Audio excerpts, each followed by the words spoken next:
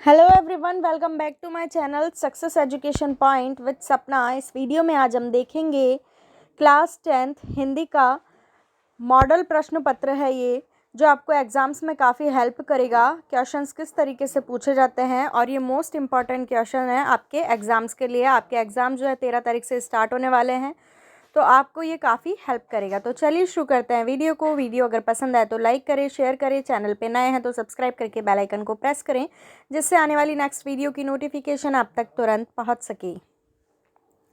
सबसे पहला प्रश्न है, निम्नांकित प्रश्नों में से दिए गए सही विकल्प का चयन कर अपनी उत्तर पुस्तिका में लिखिए। प्रत्येक प्रश्न 1 अंक का है। फर्स्ट क्वेश्चन है, मृगनयनी शब्द में कौन सा समास है? द्वंद्व, कर्मधारय, द्विगु या तत्पुरुष? चारों में से कोई एक सेलेक्ट करके आपको बताना है। सेकंड है, बेखबर शब्द में कौन सा समास है? तत्पुरुष, बहुव्रीहि, अव्ययी भाव, द्विगु। थर्ड है, जिस समास में पहला पद संख्यावाचक होता है उसे कहते हैं द्विगु समास, तत्पुरुष, कर्मधारय, द्वंद्व। फोर्थ है, घनश्याम शब्द में कौन सा समास है? अव्ययी भाव, कर्मधारय, द्विगु, बहुव्रीहि। फिफ्थ है, वर्तनी की दृष्टि से शुद्ध शब्द है प्रदर्शनी, गोपिनी, कनिष्ठ, अतिथि। सिक्स है, वर्तनी की दृष्टि से शुद्ध शब्द है उज्ज्वल, समर्थ, अनाधिकार, अनुग्रह। अगला है, निम्नलिखित में से अशुद्ध शब्द है बीमार, तिथि, शाप, अष्टवर्क। अगला, निम्नलिखित में से अशुद्ध शब्द है भास्कर, वरिष्ठ, अनुच्छेद, पूज्य। कामायनी किस कवि का प्रसिद्ध ग्रंथ, काव्य ग्रंथ है? सूरदास का, नागार्जुन का, तुलसीदास का या जयशंकर प्रसाद का? रामधारी सिंह दिनकर को किस काव्य कृति पर भारतीय ज्ञानपीठ पुरस्कार प्राप्त हुआ? परशुराम की प्रतिज्ञा, रेणुका, रसवंती या उर्वशी? नेक्स्ट है, निम्नलिखित प्रश्नों के उत्तर एक शब्द या फिर एक पंक्ति में दीजिए। 2 से 8 तक के सभी प्रश्नों के अंकभार 1-1 हैं। 1-1 नंबर के क्वेश्चन है ये। सूरदास के एक प्रामाणिक काव्य ग्रंथ का नाम लिखिए। लक्ष्मण के व्यंग्य वचनों से किनकी क्रोधाग्नि बढ़ रही थी? फोर्थ है, रानी लक्ष्मीबाई बचपन में कौन सा खेल खेलती थी? फिफ्थ है, त्रिपिटक किस धर्म का प्रमुख ग्रंथ है? सिक्स है, ईर्ष्या से बचने का उपाय लेखक ने क्या बतलाया है?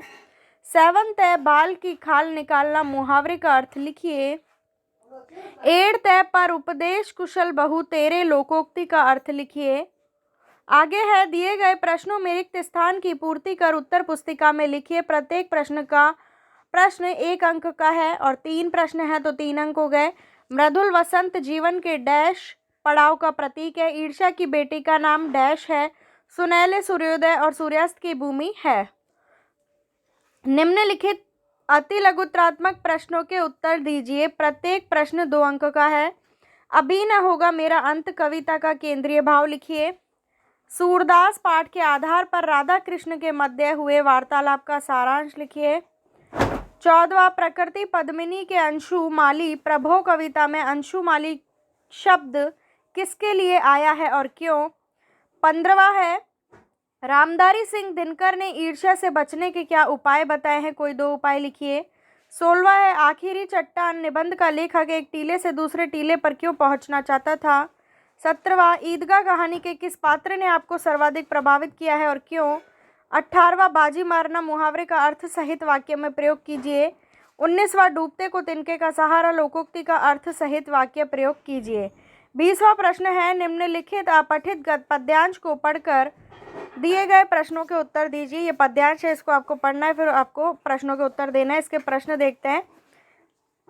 इसका काव्यांश का उचित शीर्षक बताना है आपको पढ़ के। रेखांकित शब्द इठलाओं का अर्थ, उपयुक्त काव्यांश की मूल संवेदना आपको लिखनी है। इसमें एक ऑप्शन में भी दिया गया है आपको, निम्नलिखित पद्यांश को ध्यानपूर्वक पढ़कर दिए गए प्रश्नों के उत्तर लिखिए।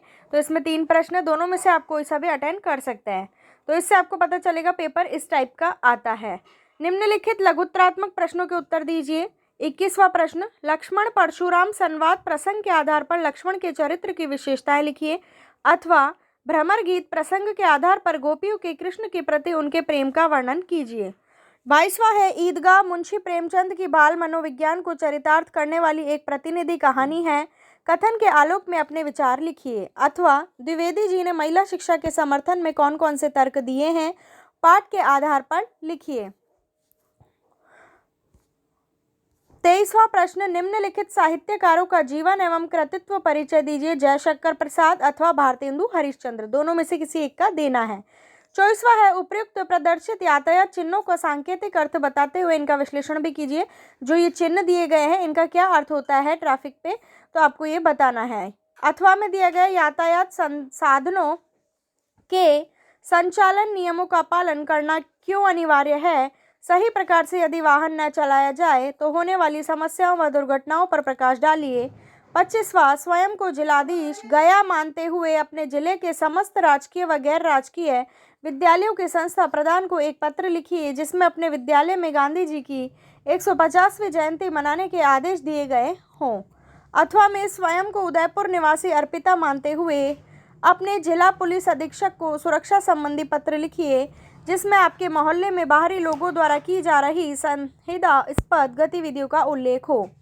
26वां, दिए गए बिंदुओं के आधार पर निम्नलिखित में से किसी एक विषय पर लगभग 300 शब्दों में निबंध लिखिए। भारतीय संस्कृति में पर्यावरण संरक्षण, इसमें प्रस्तावना, वृक्ष संरक्षण, नदी पर्वत संरक्षण, उपसंहार, ये पॉइंट्स आपको लेने हैं। सेकंड है, यदि मैं भारत का प्रधानमंत्री होता। थर्ड है, इंटरनेट वरदान या अभिशाप। और फोर्थ है, बेटी बचाओ बेटी पढ़ाओ। आगे है 27वां, निम्नलिखित पद्यांश की सप्रसंग व्याख्या कीजिए। पद्यांश दिए गए हैं, अथवा में 3 है, तीनों में से किसी एक की आपको जो है व्याख्या करनी है।